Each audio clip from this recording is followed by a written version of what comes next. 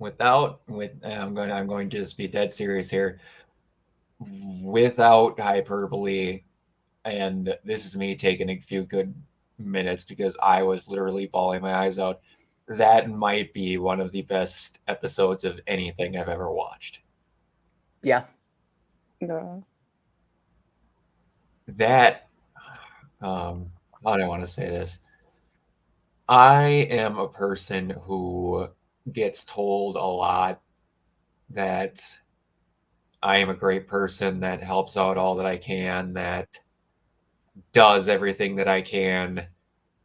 And I have extreme issues with believing people when they tell me that at all times, because that's just how my brain's wired. And I have to, on I'd say near yearly or bi-yearly basis, have to have the moment where someone runs down the list of shit I just didn't need to do but did anyway because I can't stop but care about people before myself. And um this was one of those hammer home situations that kind of hit you harder than you ever expected them to because they weren't specifically built for you, but they kind of feel that way. Mm-hmm. And it literally fell right into place with everything that I wanted to happen in this episode, including the last closing minutes that were just perfect. This felt like a series finale. And we have 3 episodes. I don't know what goes from there. What? Okay. So, now that I've got my breath back in me just slightly, we start off the episode with more of Violet being teenage Terminator. And with at one point, no arms, just her teeth, trying to carry the Major out of rubble.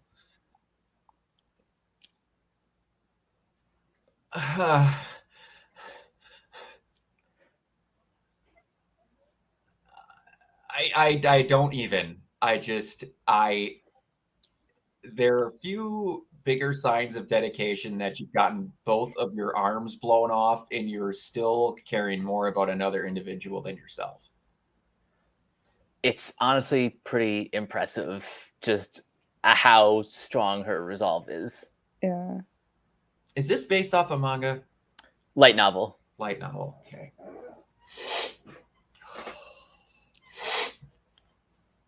Okay. Anyway, yeah. So then we didn't think I was going to bring it up on Neon Genesis in the middle of this review. This is how you do the 4th episode in a masterpiece version of it. Oh, 100%. You don't have a person go watching an old couple making out at a theater. You don't have him running in the field to go do a camping trip. You don't have him staring at his surrogate parenthood figure for 17 minutes while white noise plays and then no plot was had. You actually use it to make the person go through something. You know what this kind of reminded me of? A little bit of Simone's arc in Gurren. Yeah. It's one of those things that I try to explain to people that don't get that it works as well as it does. Simone has all these people that have only based what their resilience, the resistance is off of Kamina, and Simone just happens to be there. And then you get a character, Nia, who literally doesn't even know what Kamina looks like. And goes, I don't give a shit who he is. I think you're great. And anyone who says you can't be great without him can shut up. I don't care if they're your friends. They're wrong. I think you're great. And then we get this whole, even from people that know what she did, like the lieutenant colonel knows everything that she did, watched it in certain circumstances, and is just, it doesn't matter. Wow, it does not matter. If you have the resolve in your heart to actually give a shit to change, and you have to have it, you don't just get off the hook when you say, I'm going to be a better person. You have to actually care to be different. Mm-hmm. Oh. Yeah, and it is very reminiscent of that. I tell you one thing that I almost thought I was going to have to pause the video because I didn't know what they were going to do with it, is what I assume they seem to be of Violet trying to kill herself. Oh my, that was so heart-wrenching. That was kind of tough to watch. I mean, knowing where we are in the series, I knew it wasn't actually going to happen, but for a split second, it was yeah, I can understand survivors kind of not really. Survivor's guilt. Yeah, survivor's guilt is one way to yeah, and it's not even, it's survivor's guilt is a weird way to put it, because it's like most of the time with survivor's guilt you were lucky in that situation, and not everyone was telling you to get the hell out when you wanted to stay. And it was just, it's hard to go through every moment, because basically this whole entire thing is a person's world falling apart in front of them, and just everyone has to be their support system. And basically just tell her that, for the love of God, do you not see how great of a person you were? And I didn't catch it immediately at first, but then after the guy asked about writing a letter, I was like, that's got to be Luculia's brother. And then I basically pretty much knew where the rest of the episode was going to go. I knew, like, I knew the second he walked in, that's Luculia's brother. Yeah.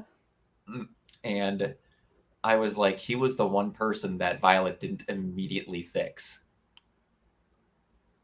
So he was the one guy out of everyone that she had met that had to wait a little. And he was basically just coming in there to say, hey, can you write a letter to my sister, since you helped fix me by writing one to me? And I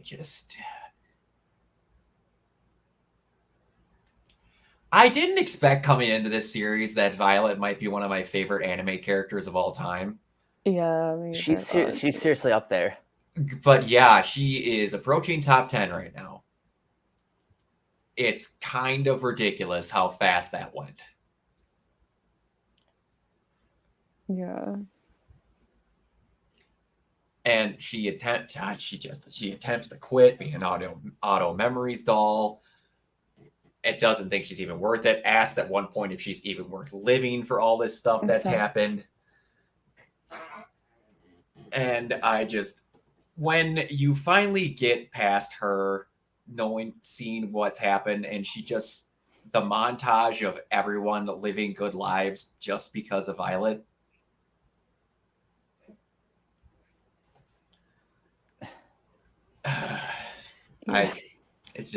I could go on for 20 minutes and say every single freaking moment of this episode and just why it's really good, but this episode was just really good. Yeah, it was. It's rare that you get an anime that just kind of gets humanity, compassion, you know, the value of human lives, all of that. Yeah, and they try their best to not make any situation that she helps with the same. And yet somehow she has every one of those person's problems, but she just doesn't realize it. Because she literally doesn't know how to tell that she has problems. Yeah.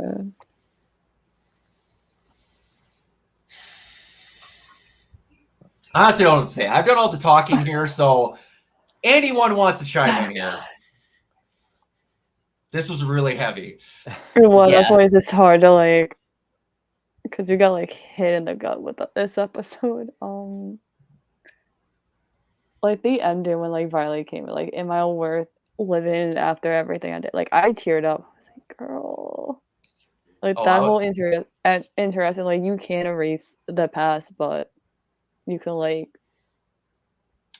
do what you need to do in the present type of thing. Oh yeah, I was crying from the moment, or I started tearing up into full blown crying the second she dropped the first letter in the chute, and the little kid goes, "Mom, mom, mom! It's a letter from Dad!" And I'm just like, "Oh, don't do this to me! Oh, yeah. No, don't!" But like the second that happened, I realized, oh, we're about to turn a corner, and things are gonna be better, but still, it's still gonna hit you like a ton of bricks. Yeah, it isn't. And when Violet got that letter, part of me thought it was like a last thing like the Major like did, like That was type of part thing. of Like, me too. Me too. Part of me thought that was going to be something for her to read in case he died, and it was going to be, I know you probably feel like you need to have orders. That was going to be him telling her to get over what the hell was going on. And yeah, it was like my basically last one is for you to be free type yeah, of reading. it was basically a Hodgins break glass in case of emergencies letter. Yeah. I thought that like all of the letters that Benedict had to deliver were all going to be for Violet, but I guess that moment hasn't happened yet. Yeah, oh, I could see it. It's one of those things where it's like, and my surrogate father, Luke, which he's just basically my dad now. I support him. He's a college minister in a town that's about 3 hours away from here where he lives, and it's one of those things where the value in a letter is pretty much gone now. Thanks to technology. Thanks to technology, you Yeah. could just fire off a text message, voice record something, send a video. I still, from high school, and I'm sure you two have the same thing. Every dumb note that I passed, every letter from someone that I got, whatever, is in a box in my storage room. And I was just clearing that stuff out when I was getting it down there and just seeing the time or anyone that did whatever, just taking time to write something nowadays, it feels unbelievably tedious. Because you can type or text a billion times faster. Mm-hmm. And like what I was saying with Luke, every time you get an update, it might not be a written letter, but it is at least something typed that you're getting a physical copy of.